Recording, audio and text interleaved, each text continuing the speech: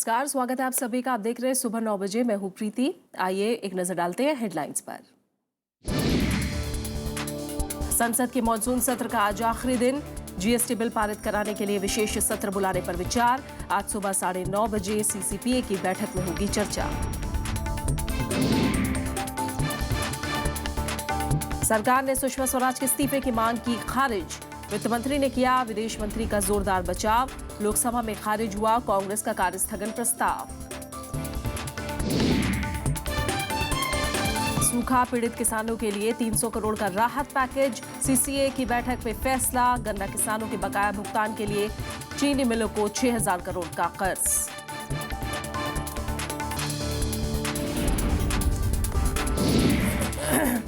बिहार में महागठबंधन से एनसीपी ने किया अलग होने का ऐलान। महज 3 सीट मिलने से नाराज।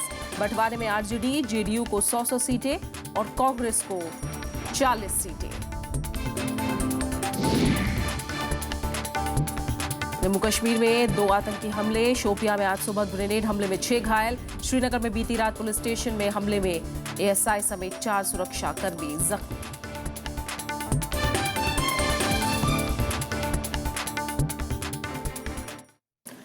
संसदीय मामलों की मंत्रिमंडलीय समिति यानी सीसीपीए की आज सुबह 9:30 बजे अहम बैठक हो रही है।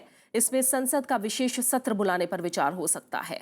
जीएसटी बिल पारित कराने के लिए सरकार दोनों सदनों का छोटा विशेष सत्र बुलाने पर विचार कर रही है। सीसीपीए की बैठक इसलिए भी अहम है कि भूमि अध्यादेश 31 अगस्त को खत्म हो रहा है। अगर सरकार अध्यादेश को रिकॉर्ड चौथी बार जारी करना चाहती है तो उसे संसद के किसी सत्र का सत्रावसान करना होगा।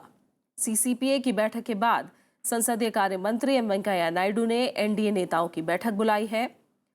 लंबित अहम बिलों को पारित कराने की रणनीति पर विचार होगा। संवाददाता विशाल दहिया हमारे साथ जुड़े, उनका रुख करते हैं।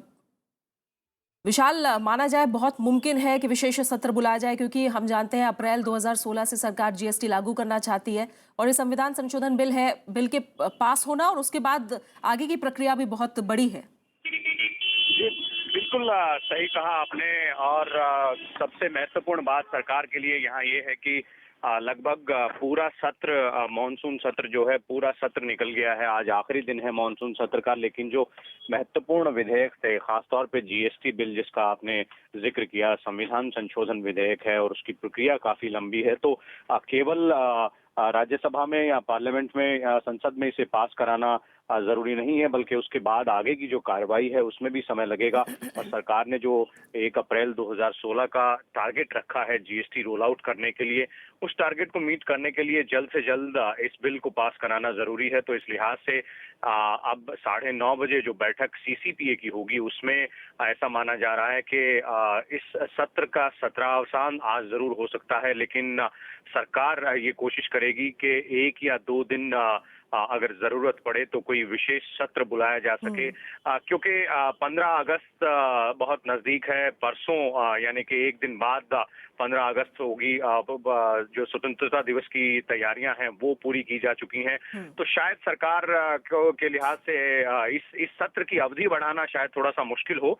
इस लिहाज से जो दूसरा ऑप्शन है, यानी कि जो एक विशेष सत्र बुलाया जा सके 2 या 3 दिन लंबा, उस पर जरूर चर्चा हो सकती है। हाँ, क्योंकि भूमि बिल पर अगर अध्यादेश लाना है तो सत्रावसान की औपचारिकता भी पूरी करनी होगी। विशाल, इसके अलावा आज आखिरी दिन है मॉनसून सत्र का। इसे लेकर अगर देखें तो कार्यस्थगन प्रस्ताव जिस तरह से कांग्रेस का कल खारिज हुआ और राज्यसभा में भी कामकाज नहीं हो पाया, आखिरी दिन के आसार नजर आ रहे हैं। क्या कार्यस्थगन प्रस्ताव खारिज होने से खाई गहरी हुई है?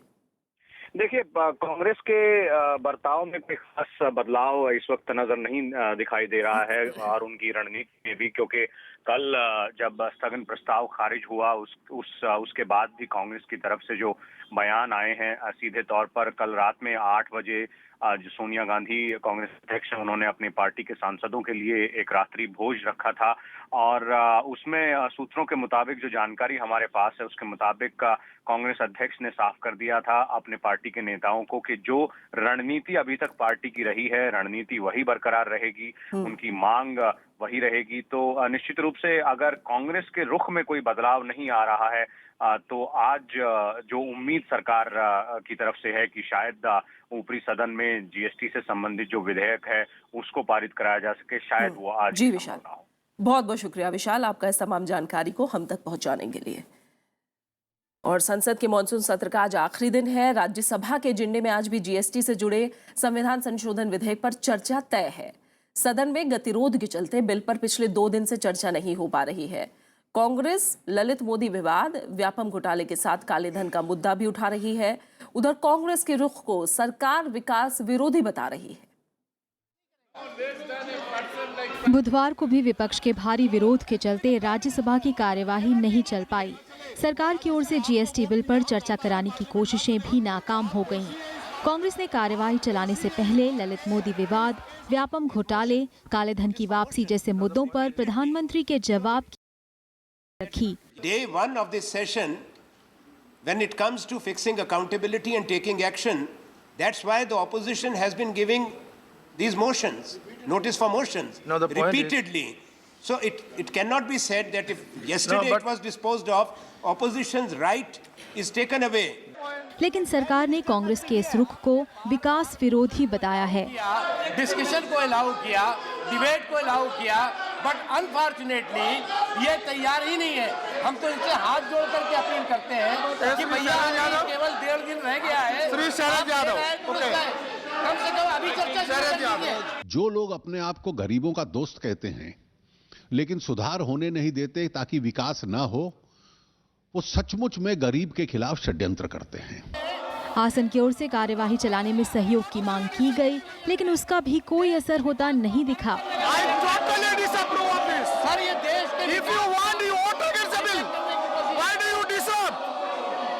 सरकार और विपक्ष के बीच इस नोकझोंक की वजह से शून्यकाल और प्रश्नकाल भी नहीं चला और कई स्थगनों के बीच सिर्फ औपचारिक कामकाज ही निपटाया जा सका।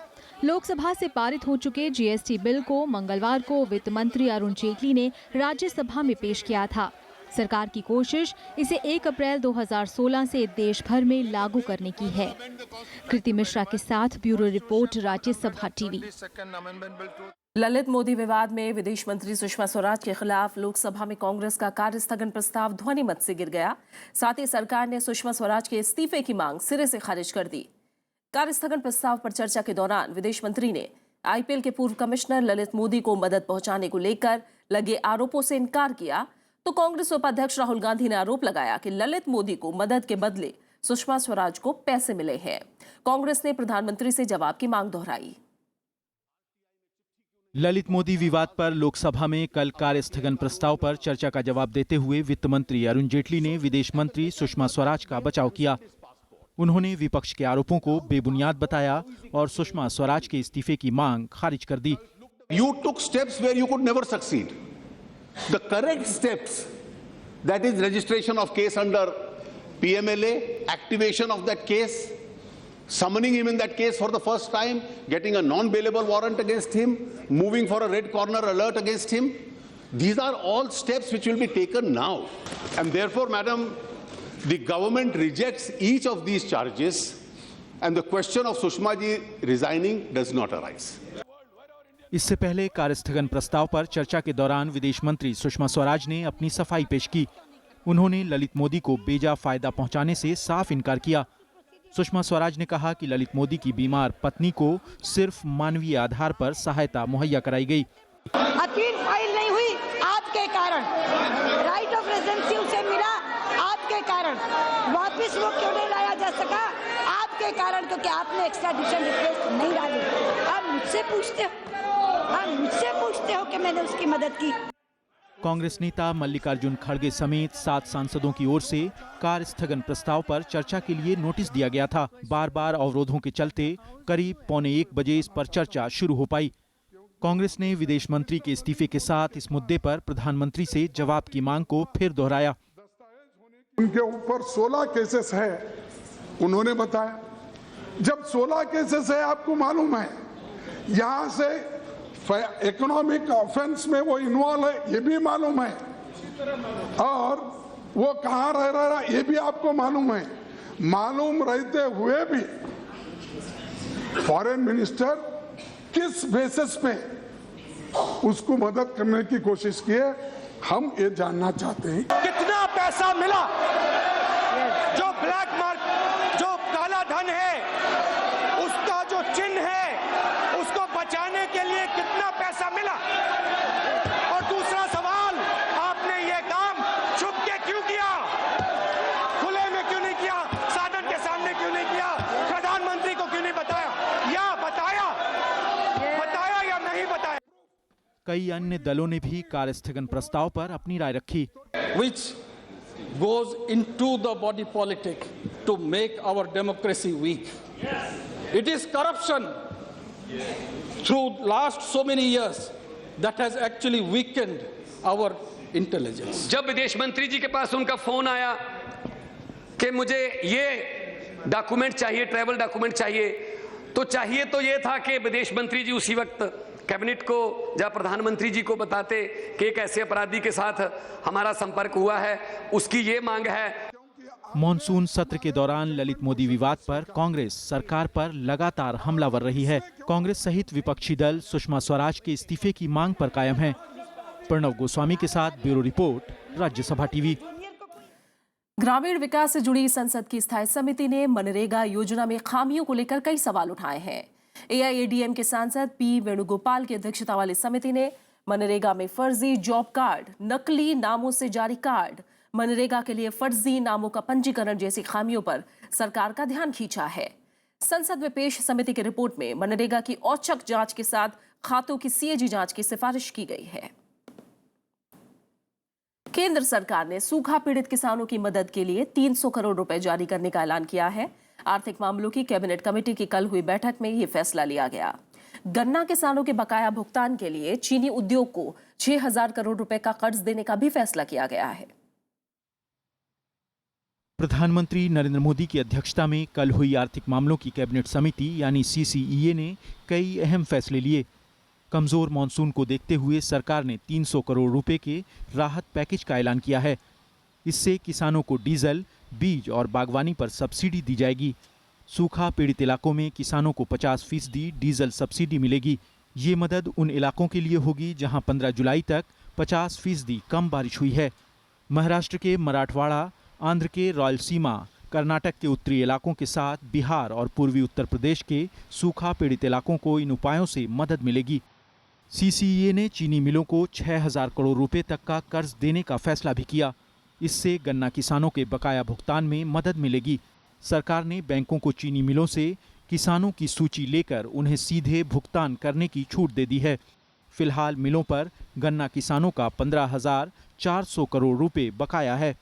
सीसीईए की बैठक में केंद्र और राज्य स्तरों पर दवा नियामक तंत्र को मजबूत करने का फैसला भी किया गया। इसके लिए सरकार अगले 3 साल में 1750 करोड़ रुपए खर्च करेगी। इसके लिए नई लेबोरेटरी और दवा की जांच करने वालों के लिए ट्रेनिंग अकादमी बनाई जाएगी।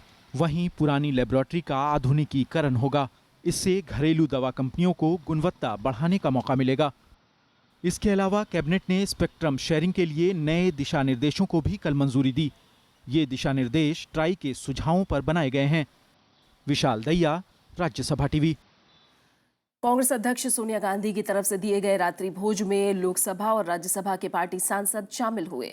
इस दौरान पूर्व प्रधानमंत्री मनमोहन सिंह, कांग्रेस उपाध्यक्ष राहुल गांधी समेत पार्टी के कई महासचिव भी मौजूद थे।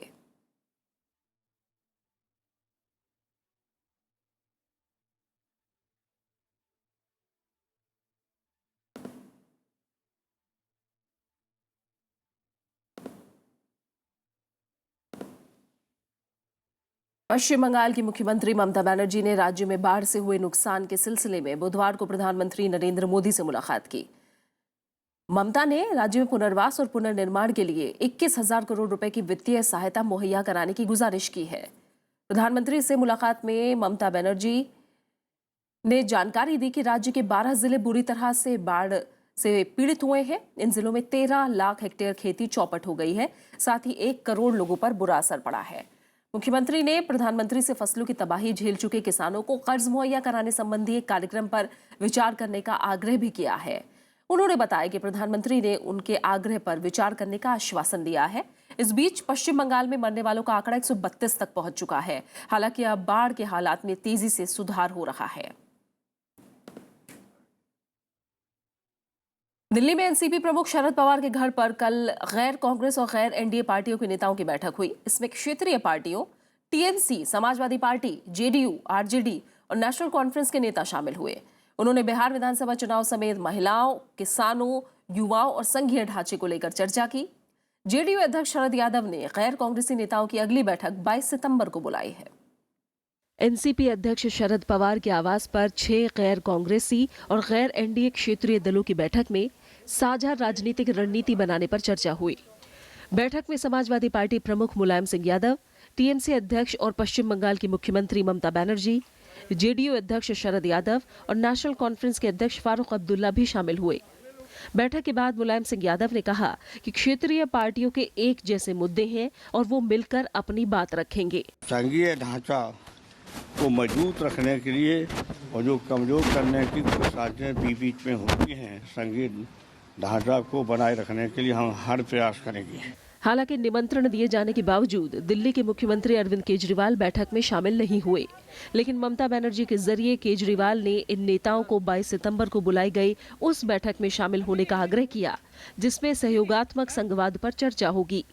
दिल्ली का चीफ मिनिस्टर मेरे को एक रिक्वेस्ट किया था कि सबको बताने के लिए कि उन्होंने एक फेडरल कोऑपरेटिव के ऊपर में एक सेमिनार करेंगे 22 तारीख को। सबको रिक्वेस्ट किया सब चीफ मिनिस्टर को आने के लिए 22 सितंबर को। तो वो दिन शरद यादव जी ने भी एक मीटिंग बुलाया उनका घर में, हम लोग सब मिलेंगे एक साथ में।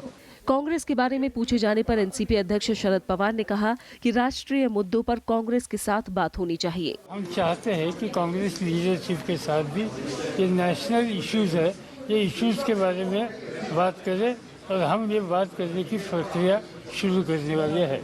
एनसीपी नेता प्रफुल्ल पटेल ने भी इस बात को तवज्जो नहीं दी कि गैर कांग्रेसी और गैर बीजेपी दलों की ये बैठक किसी मोर्चे के उदय का संकेत है।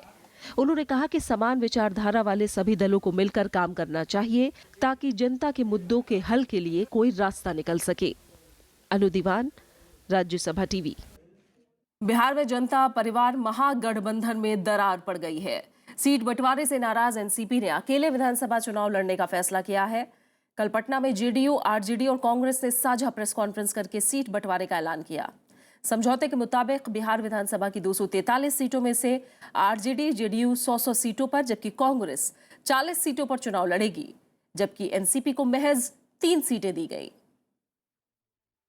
बिहार में जनता परिवार महागठबंधन में सीटों के बंटवारे के कुछ ही देर बाद एनसीपी ने खुद को अलग कर लिया। 243 सीट में से सिर्फ 3 सीट मिलने से नाराज एनसीपी ने अकेले चुनाव मैदान में उतरने का फैसला किया है। पार्टी ने महागठबंधन में अनदेखी का आरोप लगाया, लेकिन उसने एनडीए के साथ जाने से भी इनकार किया है।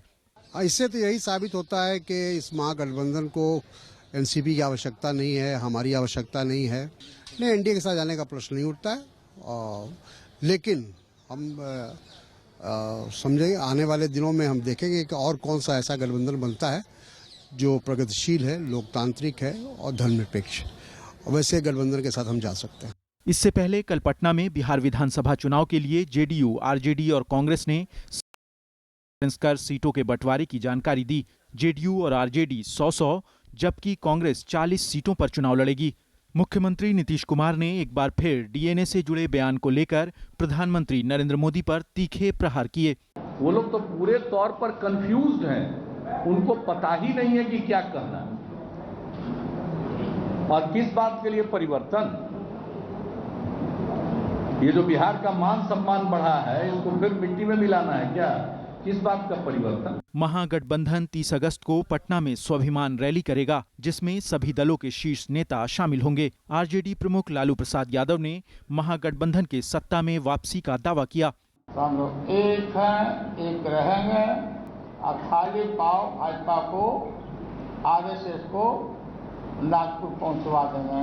ये बिहार की जनता तय कर चुकी है और हम लोग चले समझना। महागठबंधन की जो प्रथम रैली 30 तारीख को गांधी मैदान में होगी, उसमें कांग्रेस पार्टी का नेतृत्व भाग लेगा और हम सब मिलजुल कर ये जो संदेश देना चाहते हैं वो संदेश उस रैली के माध्यम से देंगे कि कांग्रेस के कार्यकर्ता भी बड़े उत्साह और उमंग से उस महारैली में भाग लेंगे। बीजेपी के कई केंद्रीय मंत्रियों ने भी प्रदेश में कल अलग अलग जगहों से परिवर्तन यात्रा की शुरुआत कर प्रचार अभियान को मजबूती देने की कोशिश की। महागठबंधन बन गया है, महागठबंधन ऐसा गठबंधन जिसमें गांठ ही गांठ, बिहार ही नहीं बल्कि हिंदुस्तान में भी कोई राज होना चाहिए तो जंगल राज, खरमंडल राज्य नहीं होना चाहिए बल्कि मंगल राज होना चाहिए।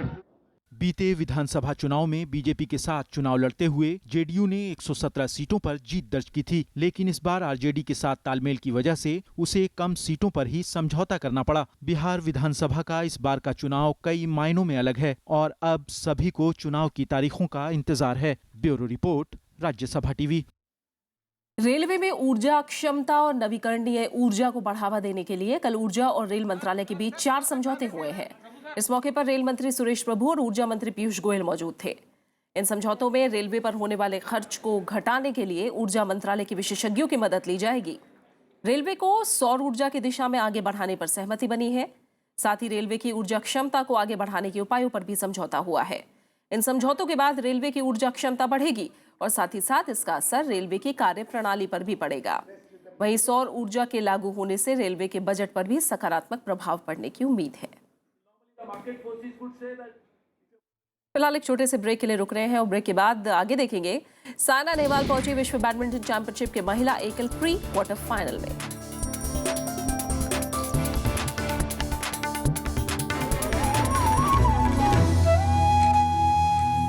राज्यसभा टेलीविजन के खास प्रोग्राम विरासत में आपका स्वागत है।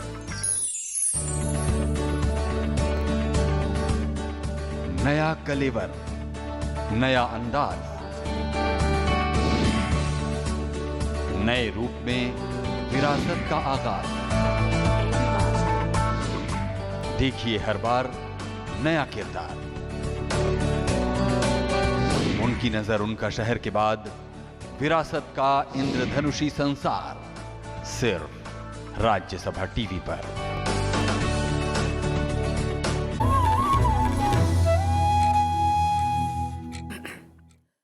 पाकिस्तान ने बीती रात जम्मू कश्मीर में 3 सेक्टरों में सीज फायर का उल्लंघन किया है।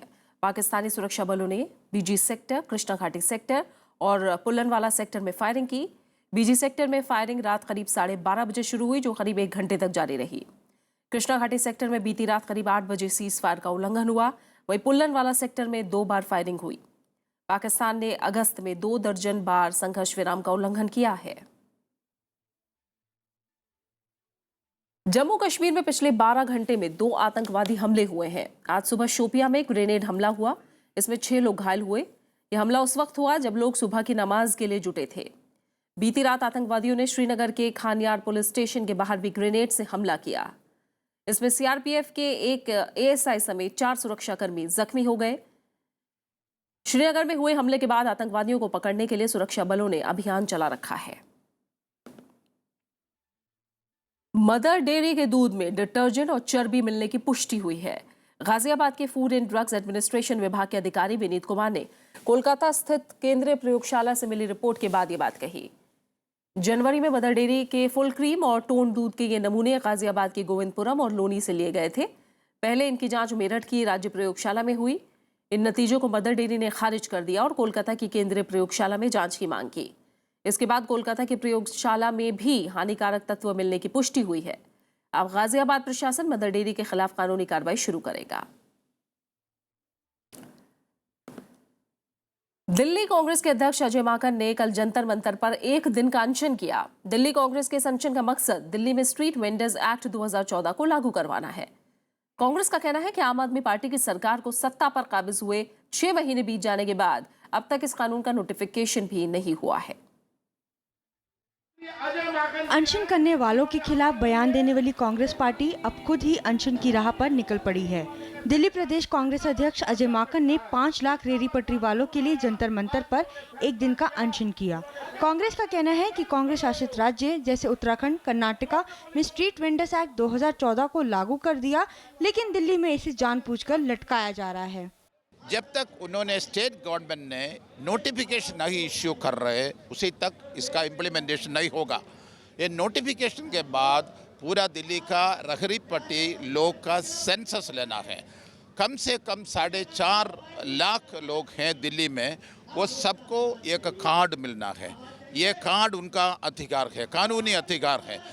दरअसल साल 2014 में यूपीए सरकार ने स्ट्रीट वेंडर्स यानी protection of livelihood and regulation of street vendors act 2014 पास किया था। इस कानून का मकसद रेहड़ी पटरी पर सामानों की बिक्री करने वालों के हितों की रक्षा करना, उन्हें पुलिस और निकाय अधिकारियों के उत्पीड़न से बचाना और सामाजिक सुरक्षा देना है। लेकिन राजधानी में इस कानून के लागू ना होने के कारण रेहड़ी पटरी वाले परेशान हैं। एमसीडी और एनडीएमसी की तरफ से प्रीत किया जाता है और हमें जो है लगाने से रेडी मना करते हैं। सामान बनाया हुआ जो है वो बर्बाद कर देते हैं, उस ऊपर से रिश्वत भी लेते हैं और बगैर बताए वो आते हैं और सामान उठा के ले जाते हैं। ये पहली बार नहीं है जब कांग्रेस ने रेहड़ी पटरी वालों की आवाज बुलंद की हो। इससे पहले कांग्रेस उपाध्यक्ष राहुल गांधी भी इस मुद्दे को उठा चुके हैं। अब कांग्रेस इस मुद्दे को नए सिरे से उठाकर समाज के निचले तबकों में दोबारा अपनी पैठ बनाने की कोशिश कर रही है। अनु दीवान, राज्यसभा टीवी। जुलाई के महीने में खुदरा महंगाई दर में खासी गिरावट देखी गई है। जुलाई के महीने में दर 3.78% पहुंची, जबकि जून के महीने में यही दरें 5.40% थी। दर में गिरावट का कारण इस महीने सस्ती हुई सब्जियों, फल और दालों को माना जा रहा है। आंकड़ों पर गौर करें तो पिछले साल जुलाई के महीने में यह दर 7.39% पहुंच गई थी, जबकि इस साल जुलाई का महीना देशवासियों के लिए राहत लेकर आया।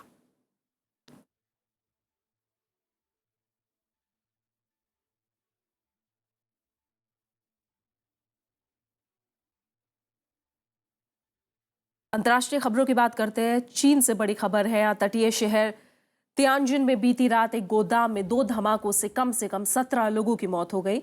धमाकों में 400 लोग जख्मी हुए हैं, जिनमें 32 लोगों की हालत गंभीर है। गोदाम में खतरनाक रासायनिक पदार्थ रखे हुए थे, इस वजह से गोदाम में आग लग गई। ये आग इतनी भयानक थी कि ये जल्दी आसपास की फैक्ट्रियों तक पहुंच गई। धमाकों की आवाज कई किलोमीटर दूर तक सुनी गई। इसके असर से कई इमारतों के शीशे टूट गए। आसपास के इलाकों से करीब 10,000 लोगों को सुरक्षित निकाला गया है। खेल के मैदान से अहम खबर। भारतीय पुरुष हॉकी टीम ने स्पेन के खिलाफ दूसरे मैच में जीत हासिल की है। स्पेन को भारत ने 2-0 से हराकर फिर से जीत की राह पकड़ी है। भारत सोमवार को स्पेन के खिलाफ अपना पहला मैच 1-4 से हार गया था। इससे पहले भारतीय टीम ने फ्रांस को उसी के घर में 2-0 से हराया था। स्पेन के खिलाफ 3 मैचों की सीरीज में फिलहाल भारत और स्पेन 1-1 की बराबरी पर है। ओलंपिक पदक विजेता साइना नेहवाल ने विश्व बैडमिंटन चैंपियनशिप के महिला एकल प्री क्वार्टर फाइनल में जगह बना ली है। साइना अगले दौर में जापानी खिलाड़ी सयाका ताकाहुशी से भिड़ेंगी। हालांकि पुरुष एकल में भारत के पारुपल्ली कश्यप को हार का सामना करना पड़ा है। वहीं किदाम्बी श्रीकांत और HS प्रणय ने सीधे सेटों में जीत हासिल करके प्री क्वार्टर फाइनल में जगह बना ली है। श्रीलंका और भारत के बीच पहले गोल्ड टेस्ट में टीम इंडिया ने पकड़ मजबूत बना ली है। टेस्ट का कल पहला दिन पूरी तरह भारत के नाम रहा। टॉस जीतकर श्रीलंकाई टीम पहले बल्लेबाजी करने उतरी, लेकिन उसका ये फैसला गलत साबित हुआ। श्रीलंका की पूरी टीम महज 183 रनों पर ही सिमट गई। टीम के 6 बल्लेबाज तो दहाई का आंकड़ा भी पार नहीं कर सके। भारत की तरफ से ऑफ स्पिनर आर अश्विन ने शानदार गेंदबाजी करते हुए 6 विकेट झटके। पहले दिन का खेल खत्म होने तक टीम इंडिया ने पहली पारी में 2 विकेट खोकर 128 रन बना लिए हैं। शिखर धवन 53 रन और कप्तान विराट कोहली 45 रन बनाकर क्रीज पर डटे हुए हैं।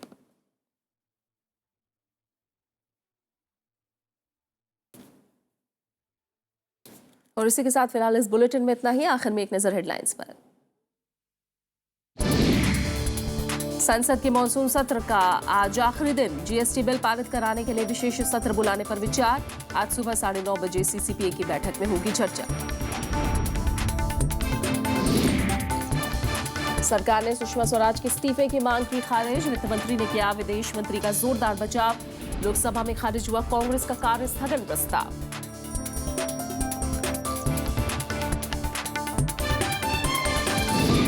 सूखा पीड़ित किसानों के लिए 300 करोड़ का राहत पैकेज। सीसीए की बैठक में फैसला। गन्ना किसानों के बकाया भुगतान के लिए चीनी मिलों को 6,000 करोड़ का कर्ज।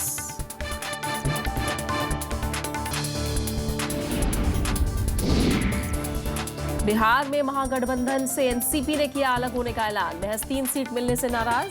बंटवारे में आरजेडी, जेडीयू को 100 सीटें और कांग्रेस को 40 सीटें।